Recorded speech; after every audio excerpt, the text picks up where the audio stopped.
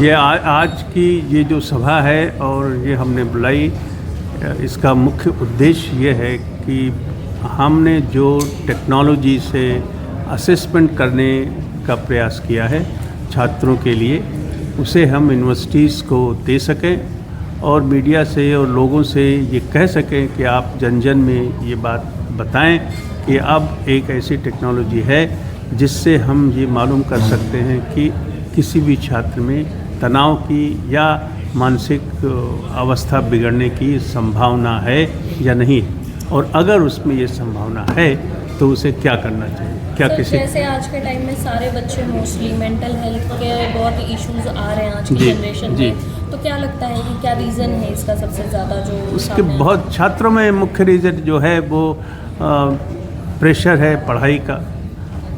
उससे ज़्यादा समस्या है कि वे नहीं जानते कि इसका मुकाबला कैसे करें। संवाद बहुत कम हो गया है, अकेलापन बहुत बढ़ गया है, लोगों के पास समय नहीं है कि इस बारे में बात करें, और लोगों के पास इस बात का भी समय नहीं है और इसकी जानकारी भी नहीं है कि जीवन को सहज कैसे बनाया जाए। लोगों की यारी दोस्ती समाप्त होने लगी है, लोग अकेले होने लगे। तो ऐसे बहुत से कारण हैं जिनसे आज का छात्र परेशान है।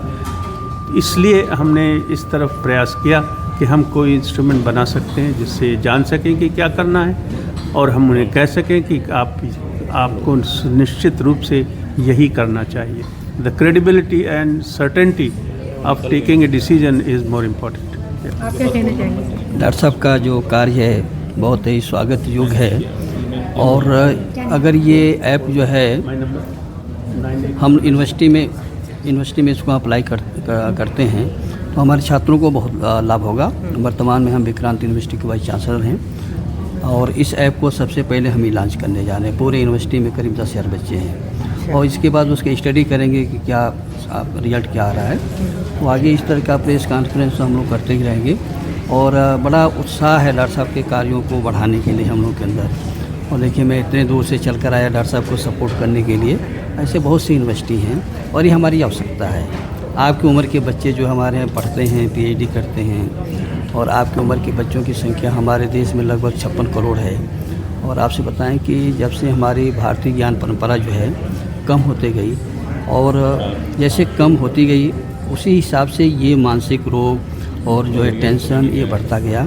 तो इसका परमानेंट इलाज हमारा जो है भारतीय ज्ञान परंपरा ही है कि घरों में जो पहले संयुक्त परिवार है, हम लोगों के जो कथा वार्ता है, जो भी धर्म था हमारा, तो धर्म तो कोई गलत चीज़ सिखाता नहीं है। उस भारतीय ज्ञान परंपरा को हम लोग वापस लाना चाहते हैं ताकि इसका परमानेंट इलाज हो, लेकिन वो टाइम टेकिंग प्रोसेस है। अभी तो बच्चों को इमीडिएट रिलीफ की बात है। देखिए, बच्चों की समस्या हमेशा से थी, अब उसको बेहतर तरीके से समझा जा रहा है। अगर आप अपने खुद के जीवन में याद करें तो कोई ना कोई आपका मित्र या परिवारजन पीछे छूट गया होगा, जो अपनी पढ़ाई पूरी ना कर पाया हो या फैमिली से अलग हो गया हो। तो ये मानसिक समस्या आज की नहीं है, मानसिक समस्या सदियों से है, बट अब बेहतर तौर पे उसको समझा जा रहा है और उसको रिकग्नाइज़ किया जा रहा है और उसको एड्रेस किया जा रहा है। ये इंपॉर्टेंट है।